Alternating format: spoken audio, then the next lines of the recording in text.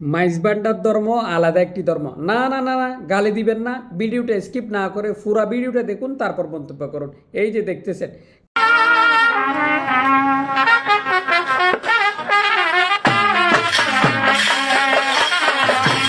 কালকে মাইজবান্ডারের একজন নাতি মারা গেছেন, যার নাম সদরুল উল্লাহ।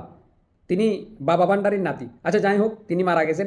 যথাসময়ে তার জানাজার নামাজ অনুষ্ঠিত হয়েছে।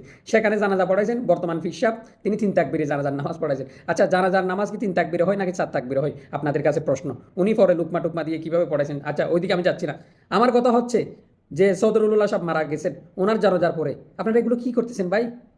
P P P P P করে ডুলবাসি বাজাইয়া, আমার মরণকালে ডুলবাসি বাজাইয়াও দরদি ভাই, আপনারা তো ডুলবাসি বাজাচ্ছেন।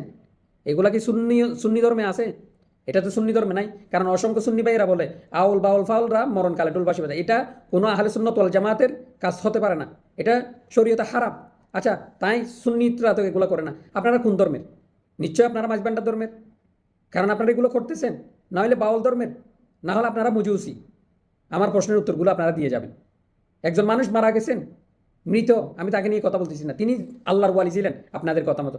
তাহলে তার যে অ্যাম্বুলেন্সের সামনে, তার লাশের সামনে এগুলো কি করতেছেন আপনারা হিন্দুদের মতো? এগুলো তো হিন্দুয়ানা সংস্কৃতি। এরা বাঁশি বাজায়, এভাবে জানা, এভাবে তারা লাশকে দাফন করে, জ্বালিয়ে দেয়। আপনাদের এটা কোন ধরনের সংস্কৃতি?